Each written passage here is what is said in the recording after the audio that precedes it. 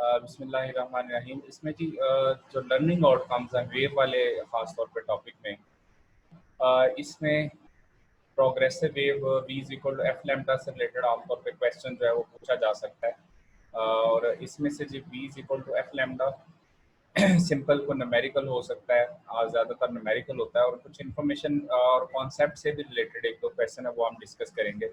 उसके बाद ट्रांसवर्स और लॉन्गिट्यूडल वेव्स की जस्ट डेफिनेशन में से इंफॉर्मेशन बेस्ड जो है वो क्वेश्चन आ सकता है।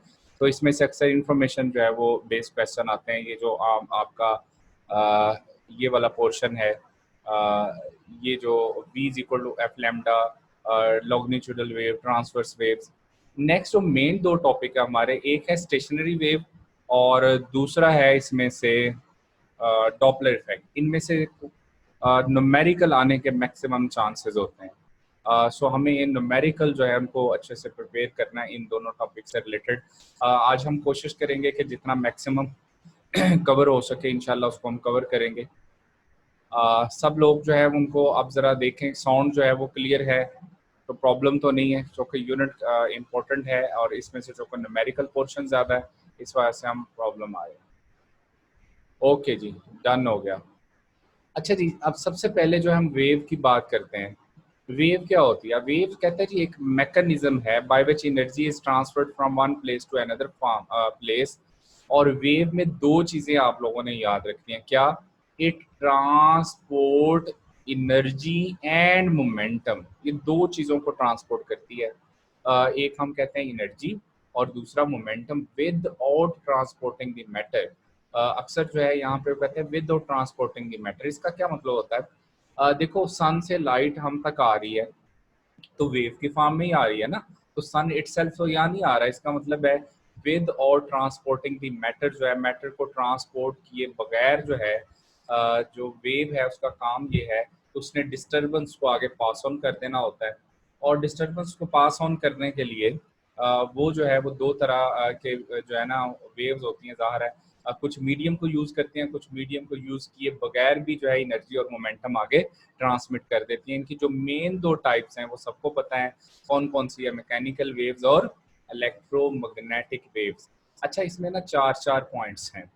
ये जो मैकेनिकल वेव्स होती हैं ये ओसिलेट करती हैं बाय द मटेरियल पार्टिकल्स, मतलब इन्होंने जो डिस्टर्बेंस है वो आगे जो ट्रांसमिट करनी होती है, डिस्टर्बेंस को आगे पहुंचाना होता है, वो किसके थ्रू होती है? मटेरियल के पार्टिकल। मटेरियल के पार्टिकल वाइब्रेट करते हैं और डिस्टर्बेंस को कैरी करके आगे जो है मुंतकिल करते जाते हैं।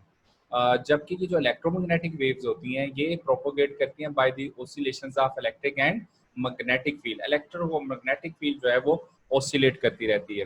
अच्छा, एज वी नो डैट कि जो इलेक्ट्रिक और मैग्नेटिक फील्ड होती हैं ये एक दूसरे के ना ऐसे हमेशा परपेंडिकुलर होती हैं, एक दूसरे को परपेंडिकुलर होती हैं। तो electric field, changing electric field क्या प्रोड्यूस करती है? Magnetic field. Changing magnetic field will produce electric field, और ये आगे बढ़ते जाते हैं। सो ये जो है वो इलेक्ट्रिक फील्ड और मैग्नेटिक फील्ड रोटेट करते हुए आगे बढ़ते हैं। यही वजह उनमें फ्रीक्वेंसी भी होती है। जैसे आप E equal to H F वाला फॉर्मूला पढ़ते हो, उसमें फ्रीक्वेंसी होती है एनर्जी ऑफ द वेव के लिए। So propagate through oscillating oscillations of electric and magnetic field. इन्होंने एनर्जी, मैकेनिकल वेव्स होती है उसने एनर्जी ट्रांसपोर्ट करनी है, मोमेंटम भी ट्रांसपोर्ट करनी है विद और ट्रांसपोर्टिंग द मैटर। मैटर वहीं पे रहता है, एनर्जी और मोमेंटम आगे ट्रांसमिट हो जाता है। ठीक है, इसकी एग्जांपल यूं भी हो सकती है, अगर आप ना वर्टिकल ऐसे वर्टिकल ना बुक्स रख दें एक दूसरे के साथ, वर्टिकली ऐसे बुक्स रख दें, अगर आप एक बुक को गिराएंगे तो वो दूसरी के ऊपर गिरेगी, दूसरी तीसरी के ऊपर गिरेगी, तीसरी चौथी के ऊपर गिरेगी, and up to so on. तो डिस्टर्बेंस आगे मूव करती जाती है, मोमेंटम और एनर्जी आगे ट्रांसपोर्ट होती जाती है, लेकिन मैटर वहीं का वहीं रहता है। सो यहाँ पर जो है दूसरा इसमें भी कहता है ये भी एनर्जी और मोमेंटम जो है जो है वो ट्रांसमिट करती है थ्रू स्पेस, क्योंकि इनको मीडियम की जरूरत नहीं होती। तो मैकेनिकल वेव्स जो हैं they require medium for their propagation, जबकि ये जो इलेक्ट्रोमैग्नेटिक वेव है they do not require any medium for their propagation. इसकी एग्जांपल क्या है? साउंड वेव मैकेनिकल होती हैं, वाटर वेव मैकेनिकल हैं, स्ट्रिंग वेव जो है वो मैकेनिकल हैं, स्प्रिंग वेव्स मैकेनिकल हैं। जबकि एग्जांपल जितना भी इलेक्ट्रोमैग्नेटिक स्पेक्ट्रम का पोर्शन है, जिसमें रेडियो वेव्स है, माइक्रोवेव्स है, एक्स रेज हैं, लाइट वाला पोर्शन है, ठीक है जी, गैमा रेज हैं, ये सारी की सारी जो है वो कौन सी हैं? इलेक्ट्रोमैग्नेटिक वेव्स कहलाती हैं। अच्छा, प्रोग्रेसिव वेव कौन सी होती है? प्रोग्रेसिव वेव हम कहते हैं a wave which transfer energy and moving away from the source of disturbance, उसको हम कहते हैं प्रोग्रेसिव वेव का नाम दे देते हैं। अच्छा, इसकी प्रोग्रेसिव का क्या मतलब होता है? सपोज करें आप ना किसी नदी के किनारे बैठे हुए हैं, सपोज ही वैसे कर सकते हैं, आप किसी ना नदी के किनारे बैठे हो, आपने क्या किया, एक स्टोन पकड़ा और स्टोन को ऐसे फेंका नदी में। अब देखिए नदी में स्टिल वाटर है, तो जहां जाके स्टोन गिरेगा उसके अराउंड सर्कुलर फॉर्म में वेव्स जनरेट होंगी। क्या वो सर्कल जो है वो एक जितना ही रहेगा कि वो आगे बढ़ना शुरू हो जाएगा? अगर आप गौर करें तो वो क्या होता है, वो सर्कल बड़ा होना शुरू हो जाता है, वेव ट्रांसमिट होती है और बड़ा होते बाहर की तरफ आता है। इसका मतलब ये हुआ कि जो वेव है अगर पॉइंट ऑफ डिस्टर्बेंस से अवे मूव कर रही है तो ऐसी वेव को क्या बोलते हो? प्रोग्रेसिव वेव बोलते हैं। और जो प्रोग्रेसिव वेव्स होती हैं इनकी दो मेजर टाइप्स हैं, कौन कौन सी? ट्रांसवर्स वेव्स और लॉन्गिट्यूडल वेव। अच्छा, ट्रांसवर्स वेव बड़ा सिंपल है। ट्रांसवर्स वेव में हम कहते हैं the wave in which the particles of the medium are displaced in a direction perpendicular to the direction of propagation of wave. और इसमें परपेंडिकुलर क्यों होता है? फॉर एग्जांपल आपके पास ये एक स्ट्रिंग है, उसको आपने एक जर्क दिया। अब जर्क दिया तो उसमें ज़ाहिर है वेव प्रोड्यूस हो जाएगी। अगर आप वेव के ये स्ट्रिंग के पार्टिकल्स की मोशन देखें तो ये अप एंड डाउन है, अप डाउन ऊपर नीचे मूव कर रही है। जबकि वेव की जो डायरेक्शन ऑफ मोशन है वो हाथ के लिहाज से देखें या ये वाला जो एरो है इसके लिहाज से देखें। इसका मतलब ये हुआ कि जो आपके पास जो है ये अगर डायरेक्शन ऑफ जो है वो मोशन ऑफ वेव है और आपकी जो पार्टिकल्स की जो डायरेक्शन है वो प्रोपोगेशन जो है वो अप एंड डाउन है, तो दोनों में जो एंगल है वो कितना बनेगा? 90, यानी कि perpendicular to the direction of propagation of wave.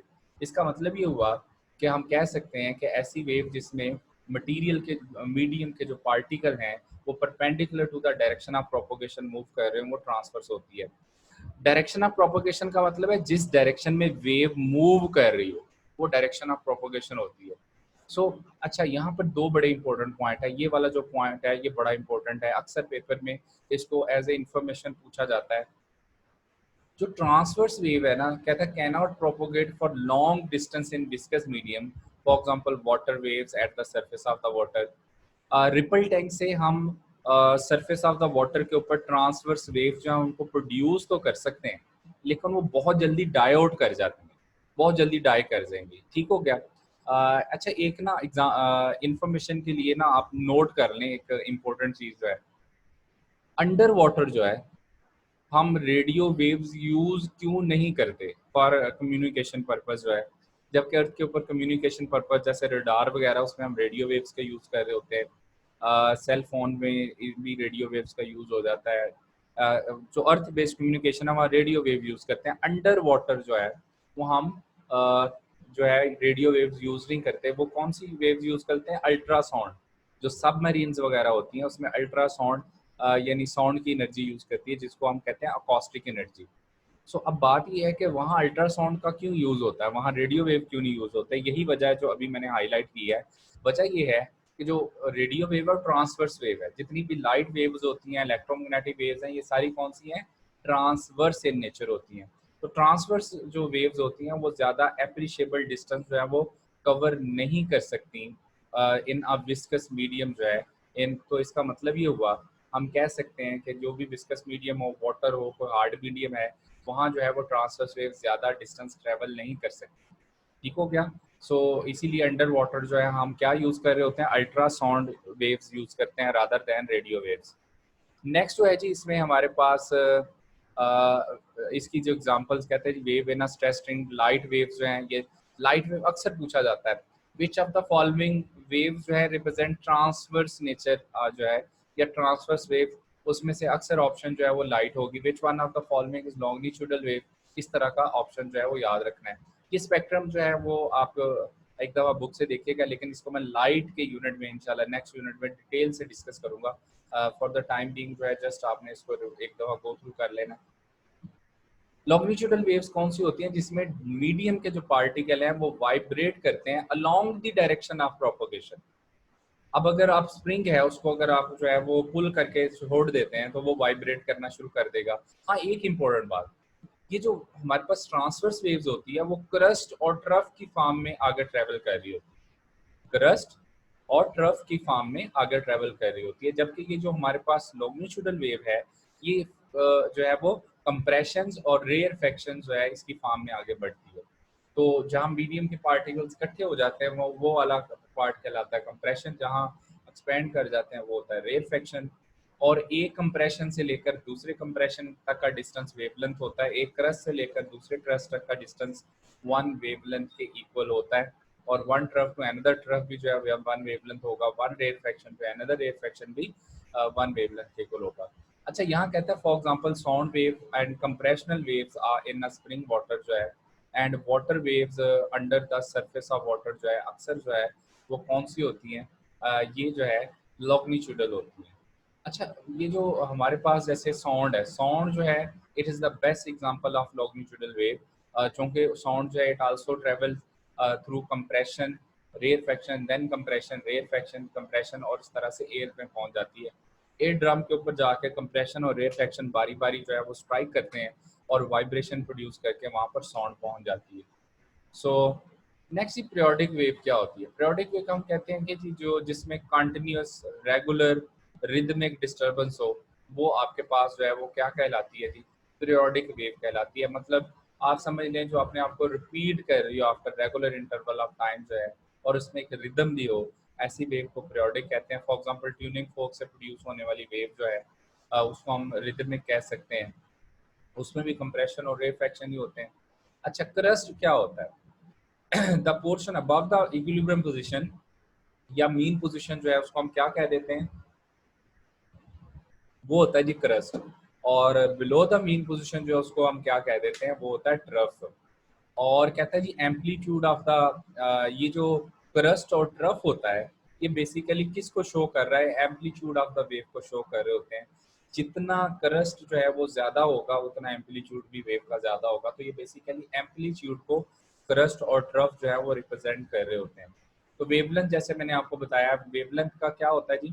From to consecutive crust या टू कंसेक्टिव ट्रफ के दरमियान जो डिस्टेंस है उसे हम वन वेवलेंथ कहते हैं। और एक क्रस्ट और एक ट्रफ के दरमियान जो डिस्टेंस है वो हाफ ऑफ द वेवलेंथ के इक्वल होगा। वेव स्पीड क्या होती है जी? The speed of the wave is measured by the wave, कहता है जी crest over a measure distance जो है। तो इसमें जो है अगर एक वेव जो है वन टाइम पीरियड में वन वेवलेंथ के इक्वल डिस्टेंस कवर करती है, यही वजह है कि speed is equal to distance over time हम कह सकते हैं। तो वन ओवर टी चूंकि क्या होता है? फ्रीक्वेंसी, इसीलिए हम इसको कह देते हैं v is equal to F lambda.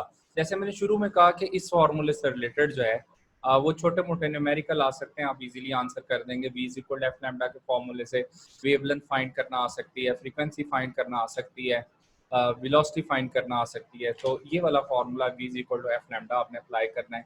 इस फॉर्म में भी इसको याद रखना है। समटाइम्स फ्रीक्वेंसी की जगह टाइम पीरियड गिवन होता है। फ्रीक्वेंसी जब भी आएगी आपको कहा जाएगा number of waves coming from a source पर सेकंड, वो हमेशा फ्रीक्वेंसी होगी।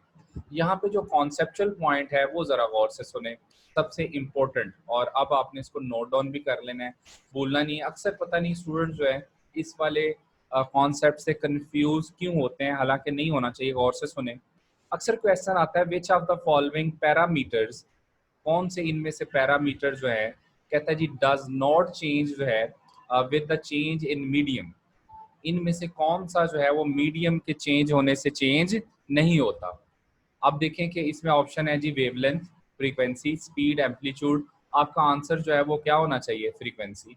Frequency with the change in medium जो है वो चेंज नहीं होती। अब क्यों नहीं होती? अब बहुत सारे कहते हैं जी v is equal to F lambda formula है, तो फ्रीक्वेंसी जो है वो क्यों चेंज नहीं होती? जरा गौर से सुन लीजिएगा। फ्रीक्वेंसी असल में डिपेंड करती है सोर्स के ऊपर। फ्रीक्वेंसी जो है वो डिपेंड कर रही होती है किसके ऊपर? सोर्स के ऊपर। फॉर एग्जांपल अब ये मेरे पास जो है वो लेट से एक सोर्स हम कंसीडर कर लेते हैं। ये एक सोर्स है और सोर्स ऑफ लाइट को लेट से हम यहाँ रख लेते हैं। ठीक है जी, ये हमारे पास लेट से एक सोर्स है, यहाँ से लाइट आ रही है।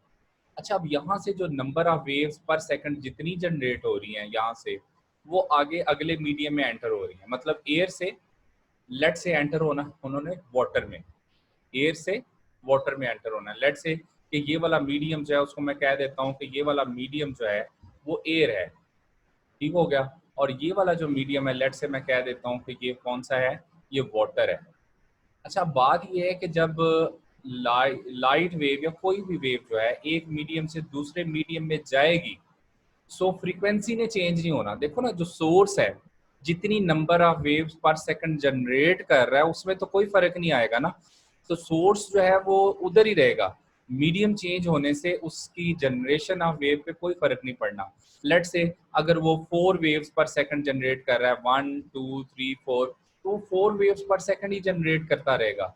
तो अब वो 4 वेव्स चाहे एयर में एंटर हो जाए, चाहे वो 4 वेव्स आगे जाके वाटर में एंटर हो जाए, तो उसकी फ्रीक्वेंसी जो है वो क्या रहेगी, वो सेम रहेगी। लेकिन क्या चेंज होता है? कहता है कि light travel from one medium to another medium, is frequency does not change. उसकी फ्रीक्वेंसी ने चेंज नहीं होना, बट स्पीड भी और वेवलेंथ भी दोनों चेंज हो जाती हैं। स्पीड भी चेंज हो जाएगी, यानी वेव स्पीड भी चेंज होगी, और वेवलेंथ भी चेंज हो जाएगी, दोनों चेंज हो जाती हैं। लेकिन फ्रीक्वेंसी क्या रहती है? सेम रहती है। और कहता है wave front do not pile up nor they created are destroyed at the boundary, so frequency जो है वो मस्ट रिमेन सेम। कहता है जब लाइट एक मीडियम से दूसरे एंटर हो रही होती है मीडियम में, तो वेव फ्रंट जो है वो उस पर किसी किस्म का कोई फर्क नहीं पड़ता। तो इसका मतलब है कि ना तो वहाँ कोई जो है वो कोई कहता है क्रिएट होता है न्यू वेव फ्रंट, ना ही डिस्ट्रॉय होता है। इसका मतलब फ्रीक्वेंसी जो है वो सेम रहती है। तो याद रखना है कि with the change in medium frequency जो है वो वेव की चेंज नहीं होती। अच्छा, आगे ना एक और इम्पोर्टेंट इसी से रिलेटेड क्वेश्चन है, अक्सर आता है, wave speed is directly proportional to. अब चूंकि v is equal to F lambda हम कह रहे हैं, और f को हमने कह दिया कि ये कांस्टेंट है। v is equal to F lambda और f को हम कह रहे हैं कांस्टेंट है। अगर f कांस्टेंट हो गया तो v डायरेक्टली प्रोपोर्शनल टू क्या हो जाएगा? लैम्डा। यानी कि वेव स्पीड और वेवलेंथ एक दूसरे के डायरेक्टली प्रोपोर्शनल है। कहने का मतलब ये है, अगर वेवलेंथ बढ़ेगी स्पीड भी बढ़ जाएगी, वेवलेंथ कम होगी स्पीड भी कम हो जाएगी।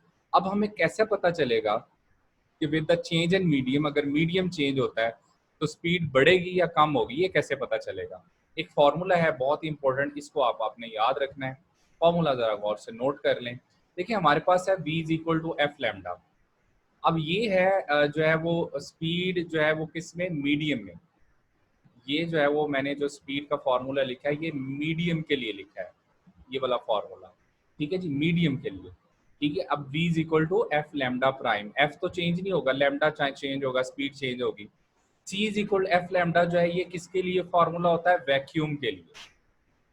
वैक्यूम के लिए। तो जब भी लाइट या कोई भी वेव जो है वो एक मीडियम से दूसरे मीडियम में जाएगी तो क्या होगा? हम एक जस्ट फॉर्मूला जस्ट जानना चाह रहे हैं ताकि हमें इजी हो जाए, हम जब भी हमसे क्वेश्चन पूछा जाए हम इजीली आंसर कर सकें।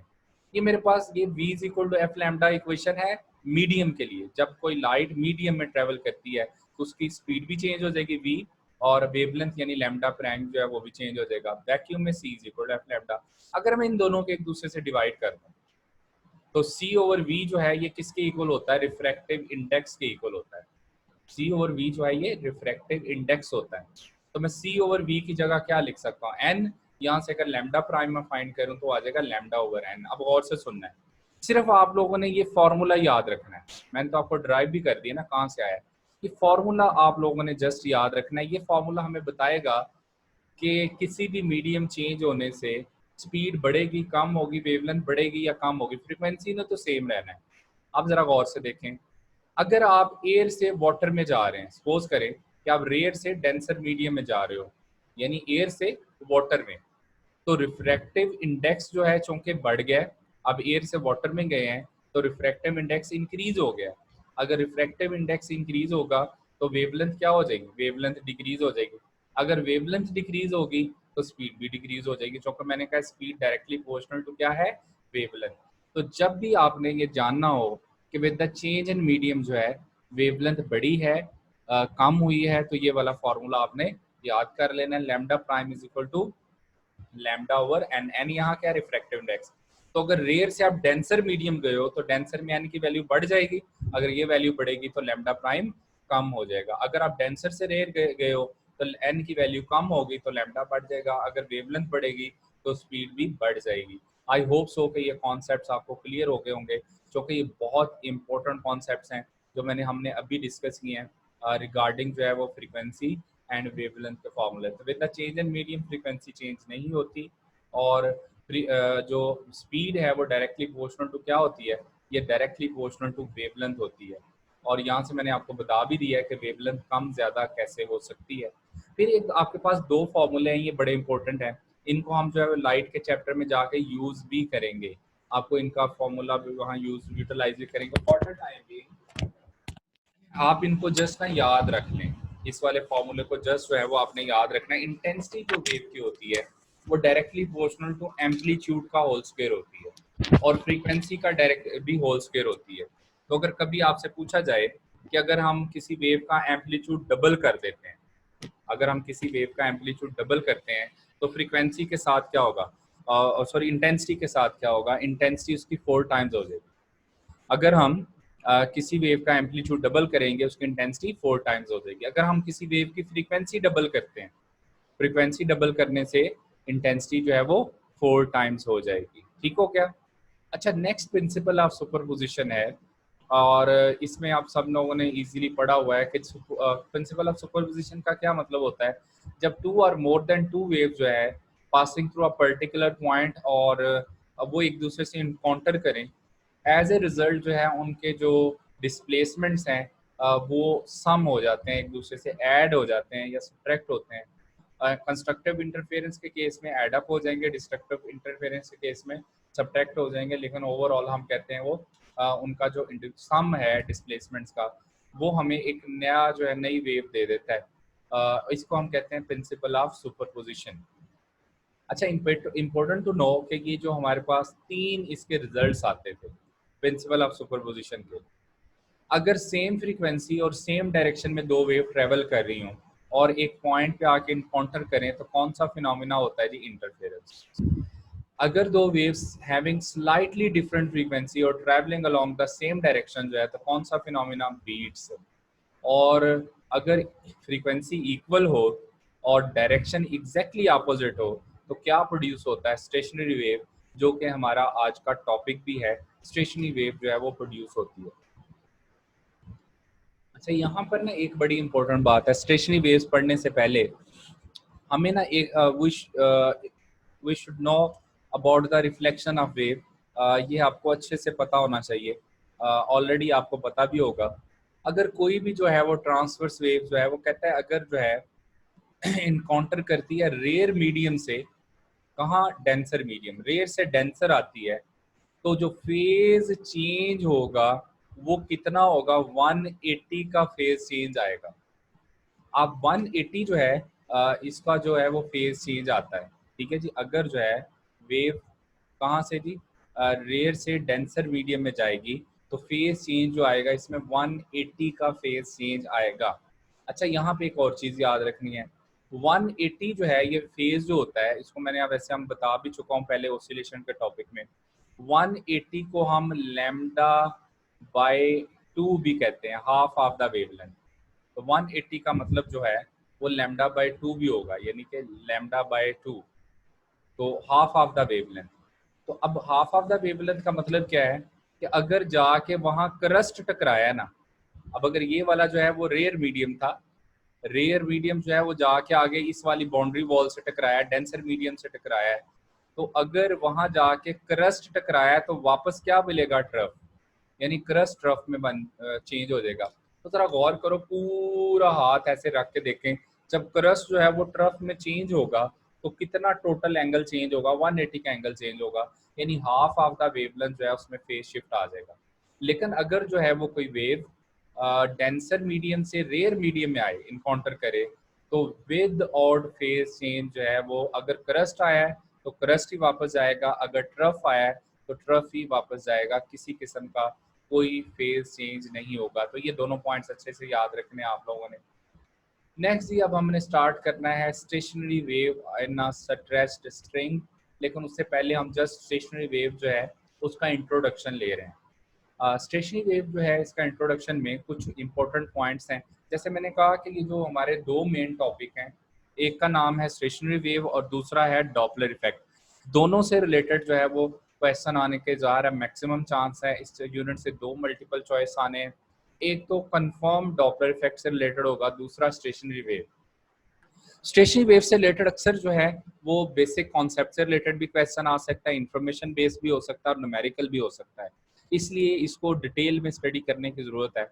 अब पहली बात तो ये अभी अभी आपने पढ़ी थी कि जो स्टेशनरी वेव जो होती है ये जो है वो हमने कहा सिमिलर वेव जो है अगर सेम लाइन पे मूव करती हुई अपोजिट डायरेक्शन में मूव कर रहे हो, मतलब सेम फ्रीक्वेंसी के ऊपर अपोजिट डायरेक्शन में मूव कर रही हो और कंबाइन हो जाए, तो प्रिंसिपल ऑफ सुपरपोजिशन के अकॉर्डिंग वहां पर स्टेशनरी वेव या स्टैंडिंग वेव जो है वो प्रोड्यूस हो जाएंगी।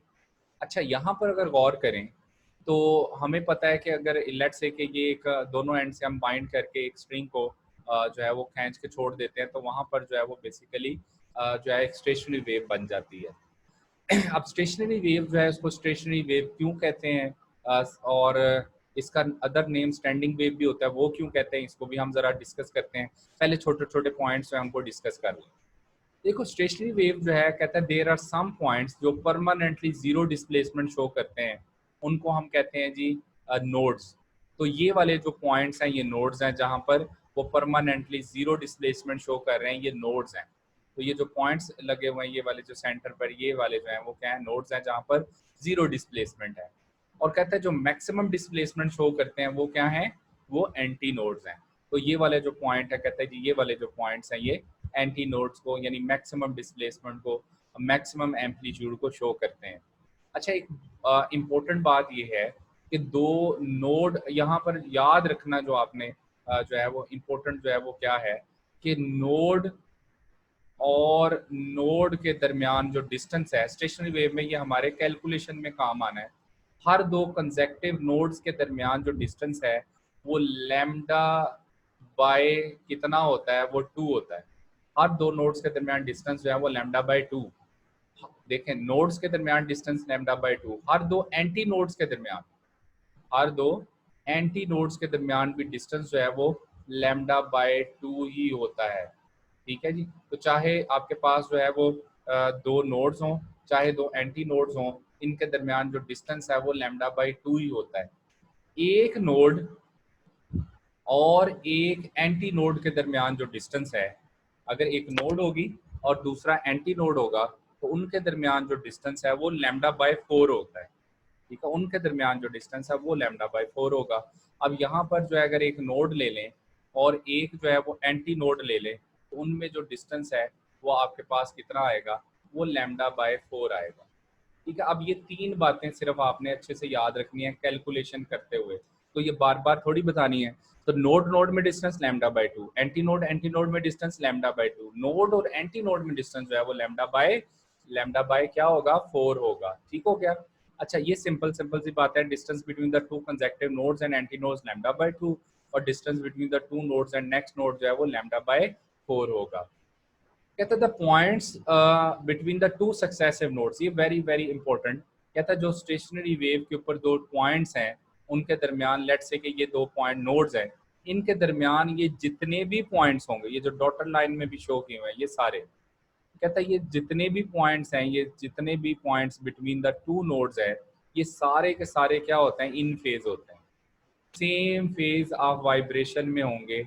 जो पॉइंट्स जो है बिटवीन द टू नोड्स होते हैं, हर दो नोड्स के दरमियान जितने भी पॉइंट्स हैं वो कहते हैं they are in same phase of vibration. और इसके बाद देखो नेक्स्ट में कहता है the node always remains at rest, और energy cannot flow pass through these points, hence energy remains standing in the medium between the two nodes and alternates between the potential energy and kinetic energy. What does it mean? अब जैसे मैं कह रहा था कि stationary wave को हम stationary wave क्यों कहते हैं, इस वजह से कहते हैं कि हर दो नोड्स के दरमियान जो है इस नोड से लेकर इस नोड तक जो एनर्जी है वो कांस्टेंट रहेगी। देखिए ना, सारे लूप एक जैसे बनते हैं। उसकी वजह क्या है कि हर दो नोड्स के दरमियान जो है वो एनर्जी जो है वो क्या रहती है, टोटल एनर्जी कांस्टेंट रहती है हर दो नोड्स के दरमियान। क्योंकि ऐसा लगता है कि एनर्जी जो है वो दो नोड्स के दरमियान, बुक ने वर्ड यूज किया हुआ confined, so it scenes energy remains confined between the two nodes. इस वजह से हम इनको स्टेशनरी वेव या स्टैंडिंग वेव का नाम देते हैं। अगर हम स्लो मोशन में इन स्टेशनरी वेव्स को देखें तो हमें ज़ाहिर है ये पैटर्न जो है वो स्टेशनरी नज़र आएगा। यही वजह है कि यहाँ पर इनको हम स्टेशनरी वेव्स का या स्टैंडिंग वेव्स का नाम दे देते हैं। अच्छा, यहाँ एक इम्पोर्टेंट चीज़, देखो बात ये है कि यहाँ हरगिज़ ये मतलब नहीं है कि ये जो वेव है ये मूव नहीं कर रही, ये एनर्जी ट्रांसफ़र तो कर रही होती है, particles of the medium transfer तो कर रहे होते हैं, लेकिन हर दो नोड्स के दरमियान एनर्जी कांस्टेंट रहने की वजह से लूप्स जो हैं वो सिमिलर शेप के रहते हैं, हम कह देते हैं कि स्टेशनरी वेव है। लेकिन अगर इसकी मोशन पे गौर करें, अगर आप बिल्कुल स्लो मोशन में स्टेशनरी वेव को देखेंगे तो ऐसी नज़र आएगी कि आपको यहाँ पर मूव करती हुई ऐसी वेव नज़र आएगी। अगर आप स्लो मोशन में देखेंगे तो उसमें जो है वो काइनेटिक एनर्जी पोटेंशियल एनर्जी में, पोटेंशियल एनर्जी काइनेटिक एनर्जी में, और ये इंटर कन्वर्ट होती हुई नज़र आएगी और वो तेज़ी से इस तरह से मूव कर रही होगी जो कि एक लूप जनरेट कर रही है। तो अगर ये बहुत फास्ट हो जाए तो फिर हमें वो स्लो मोशन जो है वो क्या स्टेशनरी नज़र आना शुरू हो जाती है। इस वजह से हम इसको नाम क्या दे देते हैं, स्टेशनरी वेव्स का नाम देते हैं। अच्छा, अब ये लास्ट पॉइंट रह गया जी, कहते हैं जी एंटी नोड जहाँ हो वहाँ पर जो है एक्सट्रीम डिस्प्लेसमेंट पर एनर्जी स्टोर जो होती है वो पोटेंशियल एनर्जी होती है, यानी एंटी नोड पर पोटेंशियल एनर्जी मैक्सिमम होगी, काइनेटिक एनर्जी जीरो होगी। जबकि नोड के ऊपर जो है अगर हम बात करें तो कहते हैं काइनेटिक एनर्जी मैक्सिमम होगी, इक्विलिब्रियम पोजीशन जिसको वह कह रहे हैं, तो नोड को हम इक्विलिब्रियम पोजीशन भी कह सकते हैं, एंटी नोड को हम एक्सट्रीम पोजीशन भी कह सकते हैं। तो नोड के ऊपर काइनेटिक एनर्जी मैक्सिमम होगी, जबकि पोटेंशियल एनर्जी क्या होगी, जीरो होगी। तो आपने क्या करना है, इस स्टेशनरी वेव की जो बेसिक्स है इनको अच्छे से रिवाइज करना है। सबसे पहले तो आप लोगों ने इस टॉपिक को जैसे थ्योरी में पढ़ा था अच्छे से कॉन्सेप्ट के साथ रिवाइज करना है। इसको आपने जो है वो यूं कह लें कि दोबारा से ये वाला सॉल्व करना है, आपकी फिंगर टिप पे चीज़ें होनी चाहिए प्रॉपर थ्योरी और कॉन्सेप्ट, उसके बाद फिर मल्टीपल चॉइस की तरफ जाएंगे। कुछ एक तो एडिशनल चीज़ें भी आएंगी, ज़ाहिर है वो ए लेवल्स में है यहाँ नहीं है, लेकिन आप लोगों को वो पता होनी चाहिए क्योंकि एमडी कैट के हवाले से वो ज़्यादा इम्पोर्टेंट हैं। तो गौर से सुनने की ज़रूरत होगी हर एक एक एक पॉइंट जो है इसका, स्पेशली जब हम मल्टीपल चॉइस की तरफ मूव करेंगे। सपोज करेंगे जी हमारे पास एक लेंथ है एल की ना, एक स्ट्रिंग है, उसको दोनों एंड से बाइंड किया हुआ और उसमें टेंशन इन द स्ट्रिंग जो है वो हम कह देते हैं एफ है। लेट्स से कि ये जी लेंथ जो है वो एक स्ट्रिंग थी हमारे पास, जिसकी जो लेंथ है वो हम कह रहे थे एल लेंथ की एक स्ट्रिंग है, एक स्ट्रिंग, और उसको हमने ना दोनों एंड से बाइंड किया हुआ इस तरह से। अब लेट्स से कि आपने दोनों एंड से उसको बाइंड कर दिया। अब इसके बाद कहते हैं कि टेंशन इन द स्ट्रिंग जो है वो क्या है, एफ है। So F is the tension in the string. So अगर हम क्या करें कि इस स्ट्रिंग को प्लग करके ऐसे खींच के छोड़ दें तो जाहिर है इसमें क्या प्रोड्यूस हो जाएंगी, स्टेशनरी वेव्स प्रोड्यूस हो जाएंगी। इन अदर वर्ड्स इसमें लूप जो है वो प्रोड्यूस हो जाएंगे। अब वो जो लूप है वो जार है वो क्या कहलाते हैं, वो स्टेशनरी वेव ही हैं। तो कहते हैं कि उसमें ना लूप जो है वो प्रोड्यूस होना शुरू हो जाएंगे, हम कहेंगे कि स्टेशनरी वेव यहाँ पर डेवलप हो गई है। ठीक हो गया। अच्छा, अब बात ये है कि यहाँ पर जो है इसके फॉर्मूले में हम कहते हैं जी first harmonic, second harmonic, third harmonic, हम फ्रीक्वेंसी जो है हमको कैलकुलेट करते हैं, बारी बारी जो है वो फ्रीक्वेंसीज को हम कैलकुलेट करते हैं। ठीक है। अच्छा, ये तो हम मल्टीपल चॉइस के अकॉर्डिंग मैं आपको टॉपिक गो थ्रू करवा रहा हूँ। आप लोगों ने जो है इसको सारे को सॉल्व करके देखना है बार बार।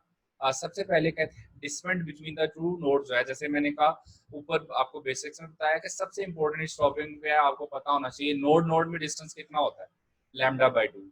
एंटी नोड में डिस्टेंस कितना होता है, lambda by two. Anti node और नोड में डिस्टेंस कितना होता है, लैम्डा बाई फोर। ये सिंपल सी बात है। अच्छा, अब देखो सपोज करें हम फर्स्ट यानी फंडामेंटल फ्रीक्वेंसी की बात कर रहे हैं, fundamental frequency first harmonic frequency की बात कर रहे हैं, तो एक लूप जस्ट सिर्फ बना है, सपोज करें जस्ट एक सिंगल लूप बना है। अब एक लूप अगर सिर्फ बना है तो अब देखो कि इसके जो है इस एंड पे जो है, ये वाला एंड जो है यहाँ भी क्या बना, नोड। इस वाले एंड पे भी क्या बना, नोड। और नोड के दरमियान जो डिस्टेंस है वो कितना होता है, लैम्डा बाई टू। इसका मतलब है जो लेंथ है वो किसके इक्वल होगी, लैम्डा बाई टू की इक्वल होगी। तो चूंकि ये फर्स्ट लूप बना है इसलिए हम इसको लैम्डा वन कह देते हैं, तो लैम्डा वन किसके इक्वल हो जाएगा, टू एल। तो हमारे पास लैम्डा वन की वैल्यू आ गई क्या, टू एल। अच्छा, अब जो हमारे पास वेव स्पीड जो speed of wave in stationary wave है, इसका जो फॉर्मूला है वो है v is equal to under root F over M. इसके फॉर्मूले में भी खास बात है, ये जो f है यहाँ पर ये तो टेंशन इन द स्ट्रिंग है, लेकिन m जो है ये मैस नहीं है। यहाँ याद रखना है कि ये जो m है यहाँ पर ये मैस नहीं है, बल्कि m यहाँ पर जो है इसको हम कहते हैं ये मैस पर यूनिट लेंथ है, इसका इसको मैस पर यूनिट लेंथ है। इसका मतलब ये हुआ कि इसका जो यूनिट है वो किलोग्राम जो है वो पर मीटर बनेगा, किलोग्राम पर मीटर। इसका जो यूनिट है यहाँ पर वो किलोग्राम पर मीटर होगा। तो याद रखना है कि ये जो m है यहाँ पर ये बेसिकली जो है वो मैस को नहीं रिप्रेजेंट कर रहा है, ये मैस नहीं है, ये बेसिकली क्या है, ये मैस पर यूनिट लेंथ को रिप्रेजेंट कर रहा है। ठीक है जी। सो ये जो है v is equal to under root F over M, basically ये क्या है, it is the formula for speed in the stationary wave जो है। ठीक हो गया।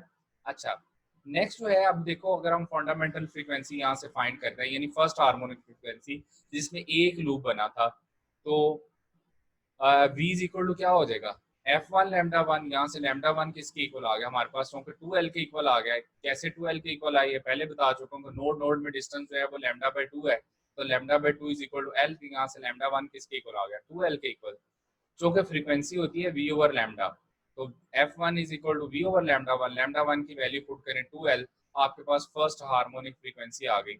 एंड फर्स्ट हार्मोनिक फ्रीक्वेंसी आपके पास क्या आ गई, v ओवर 2l।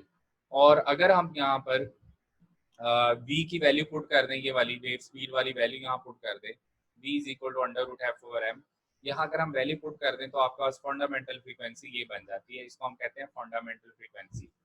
अच्छा अब बहुत सारे एक्सेस स्टूडेंट्स वो पूछते हैं कि इनको हार्मोनिक्स क्यों बोलते हैं, ये जो हमारे पास जो है ये हार्मोनिक्स इनको क्यों बोला जाता है, first harmonic, second harmonic, third harmonic, हम इनको क्यों बोलते हैं। इसकी रीज़न ये है कि ये जो हमारे पास जो है इफ़ हम कहें ऑल अदर फ्रीक्वेंसीज होती हैं, इफ़ ऑल अदर जो है फ्रीक्वेंसीज जो हैं, कहते हैं जी are integral multiple of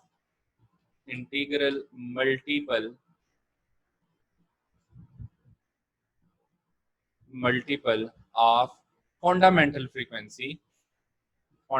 frequency, तो देन हम कहते हैं कि बाकी जितनी भी अदर फ्रीक्वेंसीज हैं वो क्या कहलाती हैं, वो हार्मोनिक्स कहलाती हैं। तो हार्मोनिक हम इनको क्यों कहते हैं, अगर जो है ऑल जितनी भी अदर फ्रीक्वेंसीज हैं वो फंडामेंटल जो पहली फ्रीक्वेंसी है उसका इंटीग्रल मल्टीपल हो, तो हम इनको हार्मोनिक्स बोलेंगे, यानी first harmonic, second harmonic, third harmonic, तो उनमें एक सीक्वेंस बन जाती है। तो इसलिए ना all other frequencies are called harmonics. आगे जाके मैं इसकी एग्जांपल भी दे देता हूँ कि हार्मोनिक्स में क्या है। सो लोवेस्ट पॉसिबल फ्रीक्वेंसी जो है उसको हम क्या कह देते हैं, लोवेस्ट पॉसिबल जो फ्रीक्वेंसी है उसको हम फंडामेंटल फ्रीक्वेंसी कह देते हैं। तो फंडामेंटल फ्रीक्वेंसी हमारी क्या आई, v ओवर 2l। सिमिलरली जब दो लूप बनेंगे एक ही बजाय, अच्छा एक जब दो लूप बनेंगे तो इसका मतलब है यहाँ पर जो आपके पास ये नोड बन गया, यहाँ भी नोड बन जाएगा, सेंटर पे ये भी नोड है, तो अब यहाँ पर हर दो नोड्स के दरमियान डिस्टेंस कितना है, लैम्डा बाय 2, तो lambda by 2 plus lambda by 2 क्या हो जाएगा, वेवलेंथ के इक्वल। जब तीन लूप बनेंगे तो यहाँ पर नोड, ये भी नोड है, ये वाला पॉइंट भी नोड है, ये वाला पॉइंट भी नोड है, तो अब इसका मतलब है टोटल जो लेंथ है वो 3 लैम्डा बाय 2 के इक्वल हो जाएगी। ठीक है जी। अच्छा इसी तरह से अगर जो है वो नेक्स्ट अगर 4 लूप्स बनेंगे तो जाहिर है उसमें जो है वो 2 लैम्डा के इक्वल लेंथ आ जाएगी। सो अब देखें कि अगर जब हम सेकंड हार्मोनिक फ्रीक्वेंसी की बात करेंगे तो उसमें जो है सेकंड हार्मोनिक फ्रीक्वेंसी में चूंकि वेवलेंथ की वैल्यू जो है वो क्या आ जाती है 3/2l, तो आपके पास सॉरी लेंथ के इक्वल, तो आपके पास फार्मूला f2 क्या बनेगा, v ओवर एल। इसी तरह से थर्ड के लिए जो है f3 v ओवर 2l हो जाएगा, फार्मूला वही है simple, f2 v over lambda 2 हो जाएगा, f3 v ओवर लैम्डा 3 हो जाएगा, f4 v ओवर लैम्डा 4 हो जाएगा। तो आपने जस्ट वेवलेंथ की वैल्यूज पुट करते जानी है, आपके पास फ्रीक्वेंसीज आती जाएंगी। सेकंड हार्मोनिक के लिए आपने वेवलेंथ की value lambda is equal to L put करना है, थर्ड हार्मोनिक के लिए 3/2 lambda is equal to L put करना है, फोर्थ हार्मोनिक के लिए 2 लैम्डा पुट करना है, तो आपके पास फ्रीक्वेंसी आती जाएंगी। पहली फ्रीक्वेंसी आ गई थी v ओवर 2l, दूसरी आई है v ओवर l, थर्ड आएगी 3v ओवर 2l, फोर्थ आएगी इसी तरह से जो है वो 4v ओवर जो है वो 2v ओवर जो है वो 2l, यानी कि 2v ओवर l आ जाएगी, and up to so on, इस तरह से चलता जाएगा।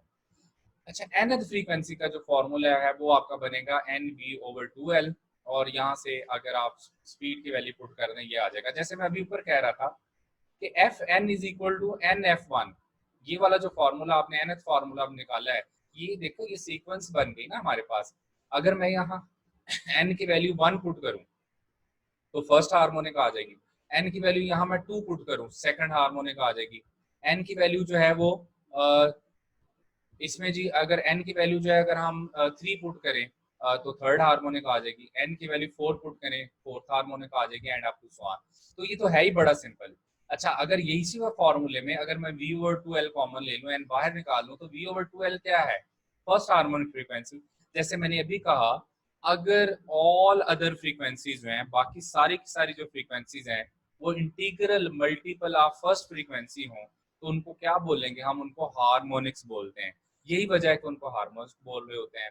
अच्छा अब देखो कि हमारे पास जो है ये nth फ्रीक्वेंसी का फॉर्मूला आ गया। अब आपने कोई भी फ्रीक्वेंसी फाइंड करनी है ना, सेकंड करनी है एन 2f1 हो जाएगा, थर्ड करनी है 3f1 हो जाएगा, फोर्थ फाइंड करनी है 4f1 हो जाएगा, फाइव फाइंड करनी है वो 5f1 हो जाएगा and up to so on.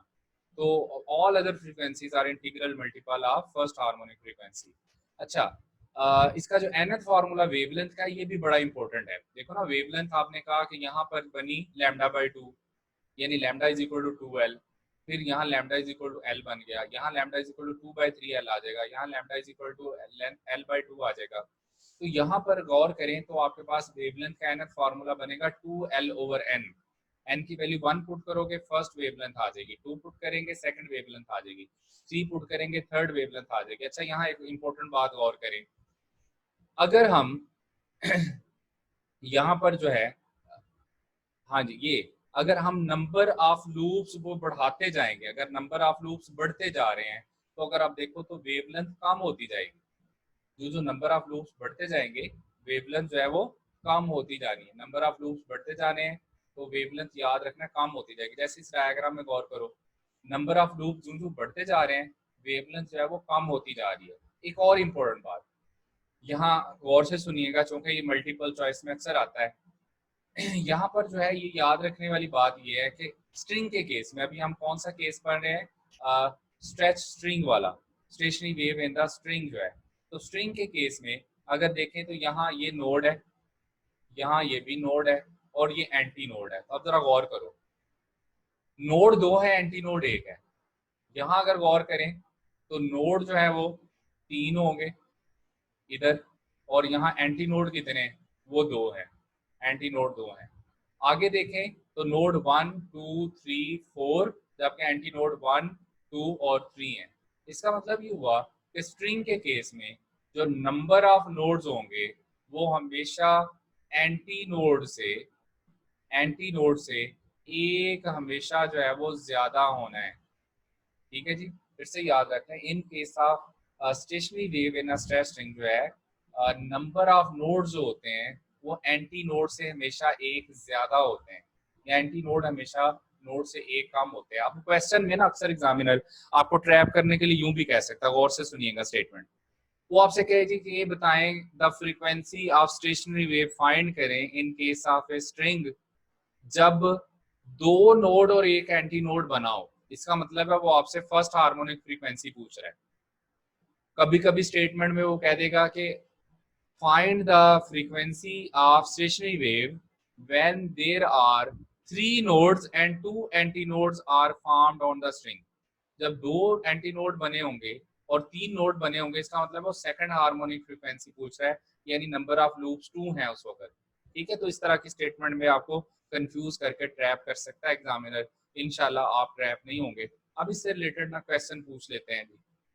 Suppose करें अब क्वेश्चन जो है वो बड़े सिंपल सिंपल क्वेश्चन आ सकते हैं। जैसे एक फॉर्मूला है F N is equal to N F one, इसका यूज आपने अच्छे से सीखना है। ये वाला जो फॉर्मूला है इसका यूज आपको अच्छे से आना चाहिए। अक्सर पेपर में जो है ये पूछा जाता है। A stationary wave on a string, let's say, vibrating in four loops with 120 hertz frequency, fundamental frequency find करें। अच्छा यहाँ पर जो है ये 120 जो गिवन है ये आपको F4 गिवन है, जो कि नंबर ऑफ लूप्स जो है वो आपको 4 गिवन है।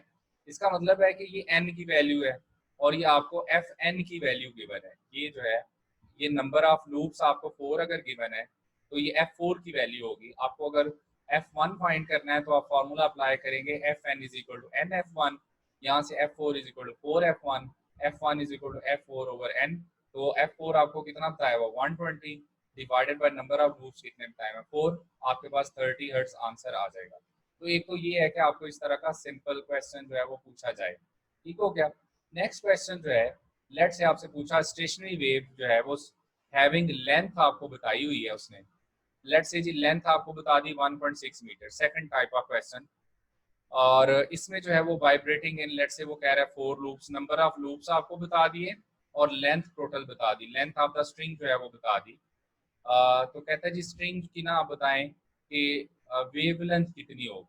तो फॉर्मूला आपने क्या यूज करना है, lambda N is equal to 2l over n।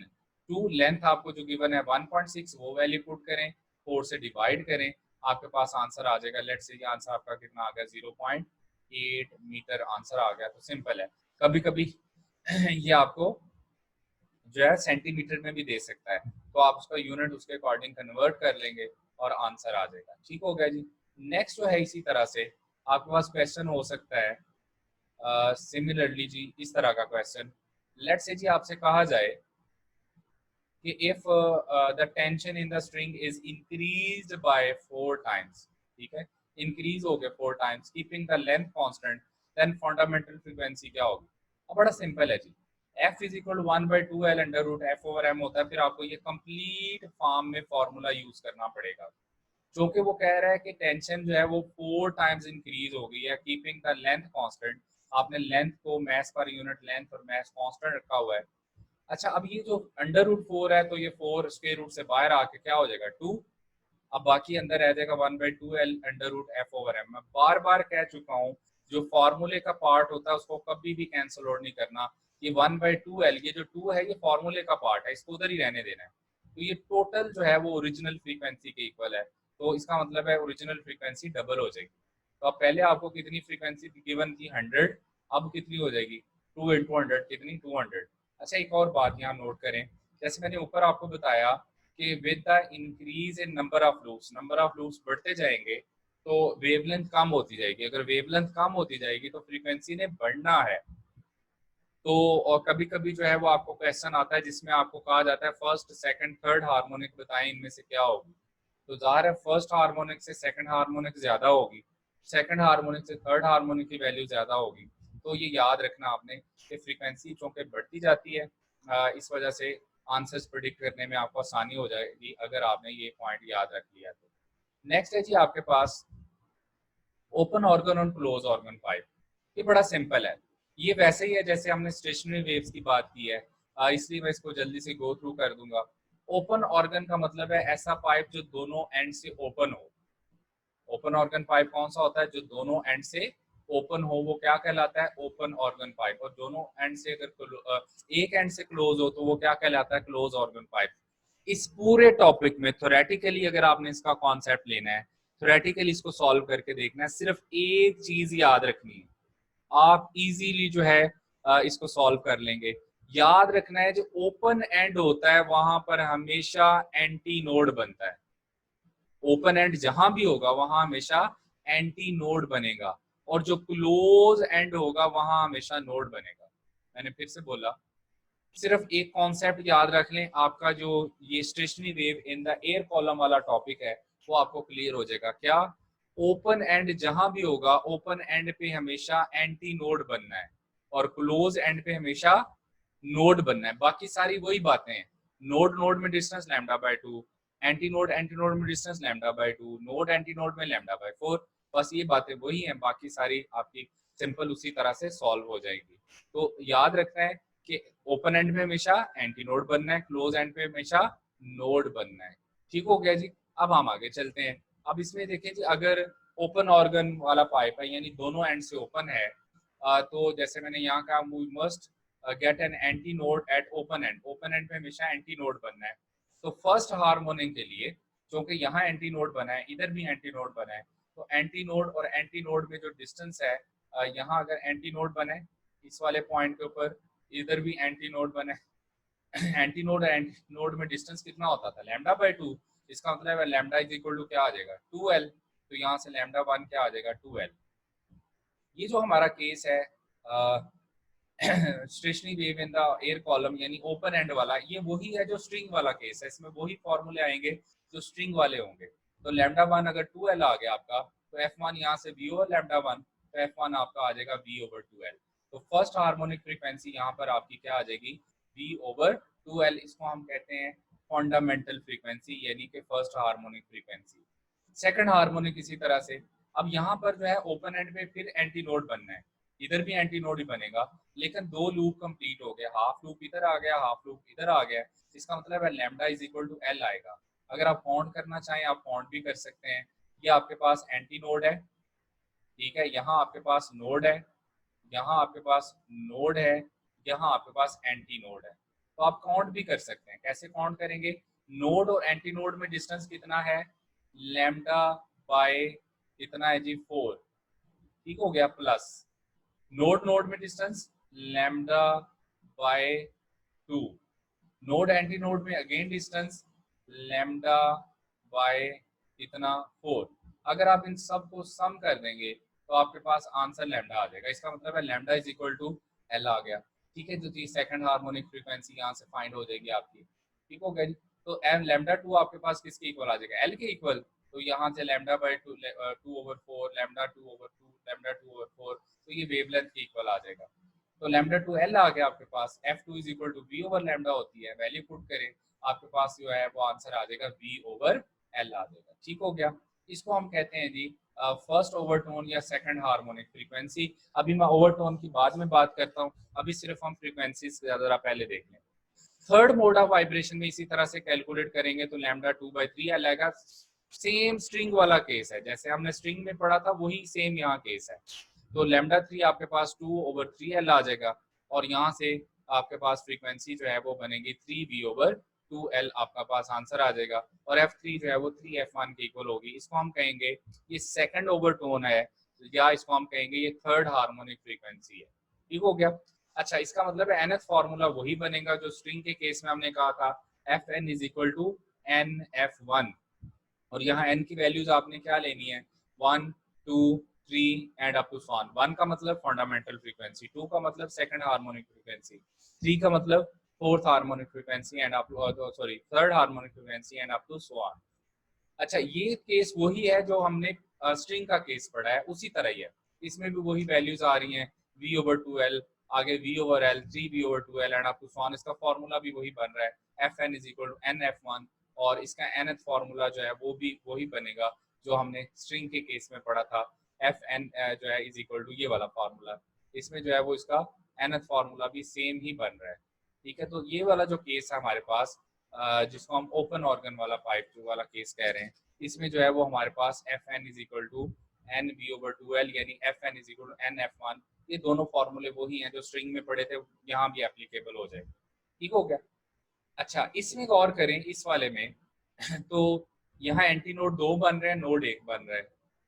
यहाँ एंटी नोड 1, 2, 3 बन रहे हैं, नोड 2 बन रहे हैं। ओपन ऑर्गन वाले पाइप में एंटी नोड हमेशा नोड से एक ज्यादा होगा। ओपन ऑर्गन वाले केस में एंटी नोड जो है हमेशा नोड से एक ज्यादा होगा, ये यहाँ पे याद रखना आपने। अच्छा, अब हम डिस्कस कर लेते हैं क्लोज ऑर्गन। क्लोज ऑर्गन का मतलब है जो एक एंड से क्लोज होता है। अभी थोड़ी देर पहले बताया कि जो ओपन एंड होता है वहां पर जो है वो बनता है एंटी नोड, लेकिन क्लोज एंड पे हमेशा क्या बनना है? नोड बनना है। ओपन एंड पे एंटी नोड और क्लोज एंड पे हमेशा नोड। अगर ये क्लोज एंड है, यहाँ से इसको क्लोज किया हुआ है, तो यहाँ पर हमेशा नोड बनेगा। ओपन एंड जो है वहां पर क्या बनेगा? एंटी नोड बनेगा, ठीक हो गया। अच्छा, अब ये नोड है और ये एंटी नोड है, तो नोड और एंटी नोड में जो डिस्टेंस है वो कितना होता है? λ/4 होता है। तो यहाँ पर लैम्डा इज इक्वल टू आपका क्या बनेगा?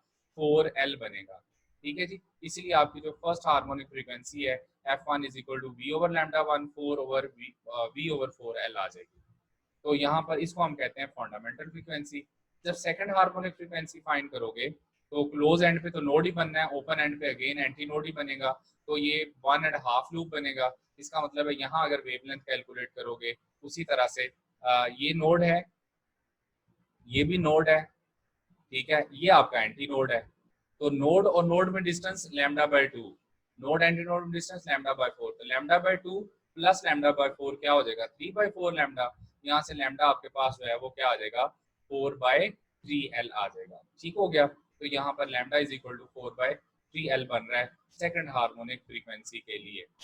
अच्छा जी, सेकंड हार्मोनिक फ्रीक्वेंसी आप कैलकुलेट करोगे तो आपके पास आ जाएगी 3/4L। थर्ड हार्मोनिक जो है फ्रीक्वेंसी कैलकुलेट करेंगे इसी तरह से, वो आ जाएगी 5/4L and up to so on. ठीक है। अच्छा, यहाँ पर जो है जो nth फार्मूला बनेगा उसी तरह Fn is equal to Nv/4L या Fn is equal to Nf1, यहाँ भी फार्मूला वही एप्लीकेबल होगा। लेकिन सबसे इंपॉर्टेंट बात, जो हमारे पास ओपन ऑर्गन पाइप था वहां पर हम कह रहे थे कि एन की वैल्यूज हम ले सकते हैं 1 3 1 2 3 4 5 6 and up to so on. लेकिन यहाँ पर हम कह रहे हैं कि आपके पास जो है जो एफ एन एथ फॉर्मूला है उसमें हम जो वैल्यूज ले रहे हैं इनकी वो 1 3 5 सिर्फ ऑड हार्मोनिक्स। आपकी बुक के टॉपिक में लास्ट लाइन जरा गौर से पढ़िएगा, वहां पूछा हुआ बुक ने पूरी क्वेश्चन के which is richer in harmonic, इसमें हार्मोनिक्स ज्यादा होती हैं।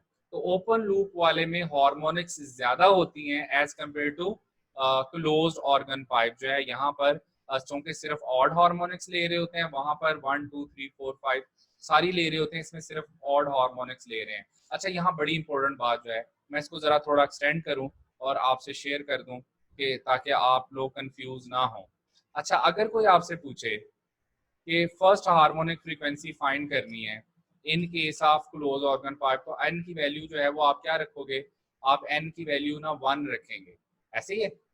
अगर कोई पूछे सेकंड हार्मोनिक फ्रीक्वेंसी फाइंड करो, तो आप एन की वैल्यू क्या रखोगे 3 रखेंगे।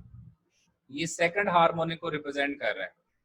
ठीक है जी। अगर कोई आपसे पूछे थर्ड हार्मोनिक फाइंड करें, तो आप एन की वैल्यू क्या रखोगे 5 रखोगे।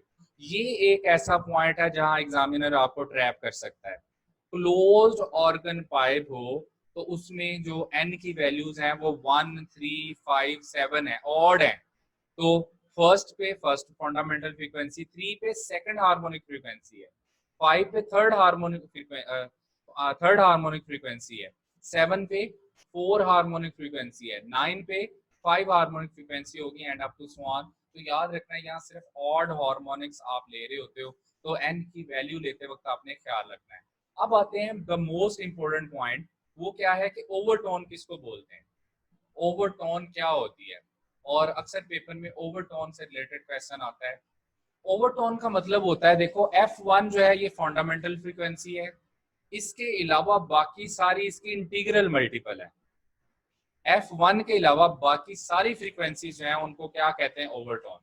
जैसे देखो, पहली फ्रीक्वेंसी जो है वो क्या है फंडामेंटल फ्रीक्वेंसी, बाकी सारी ओवरटोन्स हैं। इसका मतलब है F2 को हम कहेंगे फर्स्ट ओवरटोन, F3 को हम क्या कहेंगे सेकंड ओवरटोन, F4 को आप क्या बोलोगे थर्ड ओवरटोन, F5 को क्या बोलेंगे fourth overtone and up to so on. First वाली छोड़ देनी है, फर्स्ट वाली के अलावा बाकी सारी ओवरटोन होती हैं। तो F2 जो है ये फर्स्ट ओवरटोन को रिप्रेजेंट करती है, F3 सेकंड ओवरटोन को रिप्रेजेंट करती है, F4 थर्ड ओवरटोन को रिप्रेजेंट करती है and up to so on. अब सपोज करें आपसे लेट से क्वेश्चन पूछा, ये बताएं if the length of a column जो है एयर कॉलम, ये आपसे उसने पूछा है कि ये बताओ कि वो है जी क्लोज ऑर्गन पाइप में 2 मीटर लेंथ 2 मीटर है and stationary wave in vibrating through it with a speed उसकी 300 मीटर पर सेकंड स्क्वायर गिवन है। The frequency of second overtone बताएं, the frequency of second overtone.